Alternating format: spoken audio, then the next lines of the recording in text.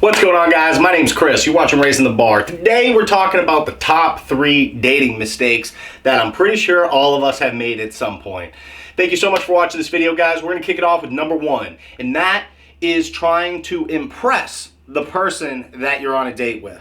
Now, when we get into a dating situation, you sit down with somebody new. Obviously, you want to make a really good first impression. When I talk about trying to impress somebody, what I'm talking about is going over the top, trying to be very flashy, or maybe not being genuine, or perhaps maybe even being dishonest.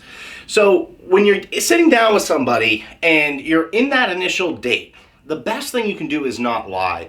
If they say something, for instance, that you don't agree with, vocalize your opinion.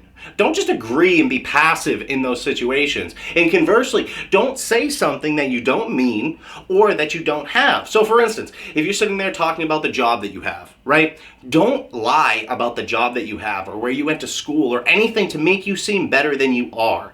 Because when you establish a relationship on the foundation of lies and dishonesty, it immediately detracts from the level of trust that you're going to be able to build. And ultimately, do you want the person that you're sitting in front of to like you for this fabricated reality that you're establishing for yourself, or do you want them to like you for you?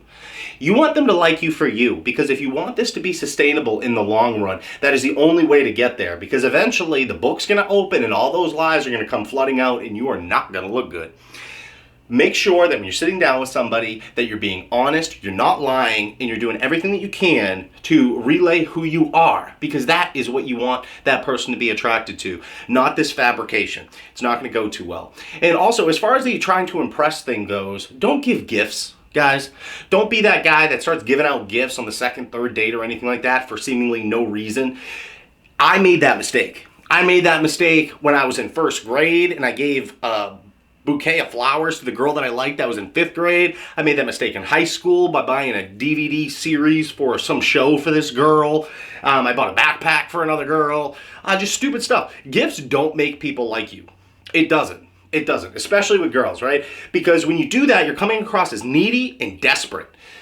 Don't do it. You shouldn't have to buy your way into somebody's life. This goes back to what I just said a moment ago. You want somebody to like you for you, not because you're giving them stuff. That's a foundation of lies. And it's just not where you want to be. You don't want somebody to feel indebted to you as a result of something that you did. Now, as far as the whole trying to impress somebody thing, you could even take this as far as where you choose to go out to eat. Let's say you're going to go out on a date and you're going to have, some food with somebody.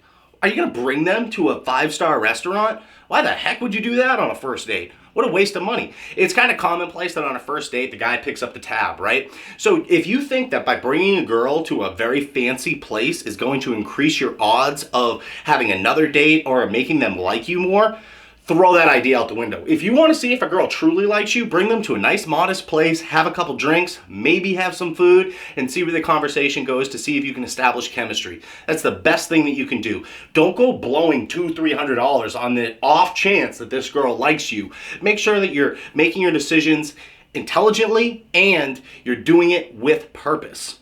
Don't try to impress people, guys. It doesn't work. Be yourself, be genuine and authentic, and I promise you, you're going to find much better results in the future, because between me and you, a lot of people can see through that. They know what you're doing, so knock it off. Number 2, talking too much. I said this before on my channel, but I'm just going to say it again. When you get into an engagement with somebody, the best thing you could do is ask questions and then rebuttal. Ask questions and then rebuttal. Have this reciprocity in the conversation, but try to make the other person talk more than you.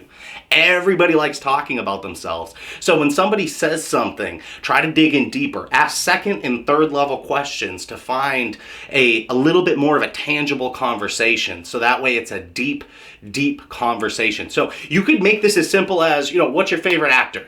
All right, level 1. My favorite actor is Johnny Depp.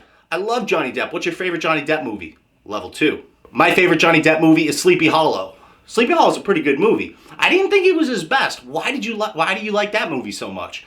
Level 3. She started off, you got the actor, you got the movie, and now you're going to get the reason why. And then depending on that reason why, you may be able to spin it off into something else. Oh, I really liked it because it was dark, it was grim. Have you ever seen this movie? See what I'm saying? You're creating a string, you're creating a web that establishes the person's identity and helps you understand who they are at a deeper level. And when you take that vested interest in somebody, it makes them like you because you feel listened to, and it creates a great dynamic in the conversation.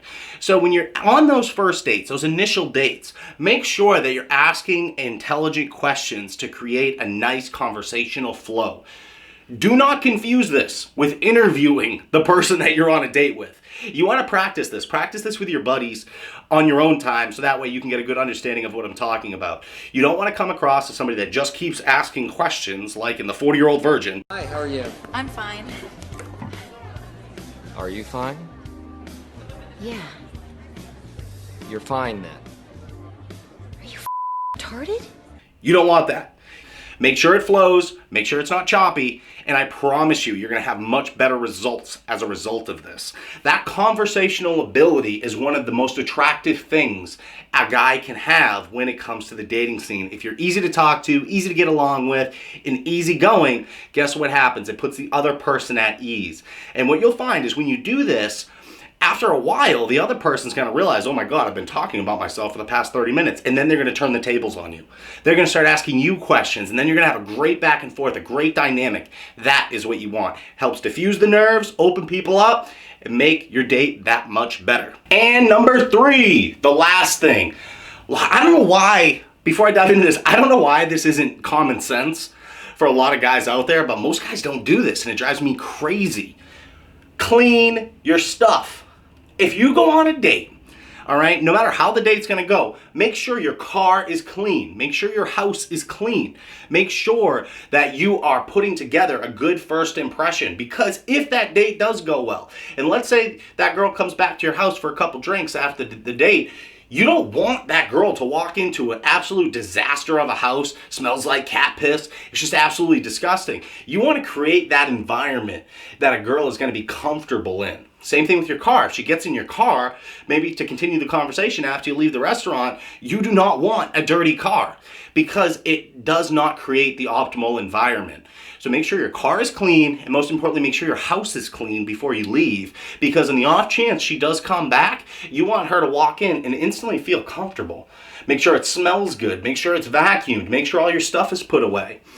That is one of the crucial things that is going to put somebody's mind at ease when they come into your home. And they're going to look around and they're going to be impressed. They're going to say, wow, most guys live like slobs, and your place is actually pretty nice. And they're going to feel relaxed. That's the most important thing here. Putting other people at ease. You do not want to create that kind of environment for somebody that you're meeting for the first time. It doesn't bode well for the relationship, and it definitely doesn't bode well for your chances of a second date. So think about that, guys. When you go out on a date, make sure your stuff is clean, because I promise you, it's going to work out very well on the other end.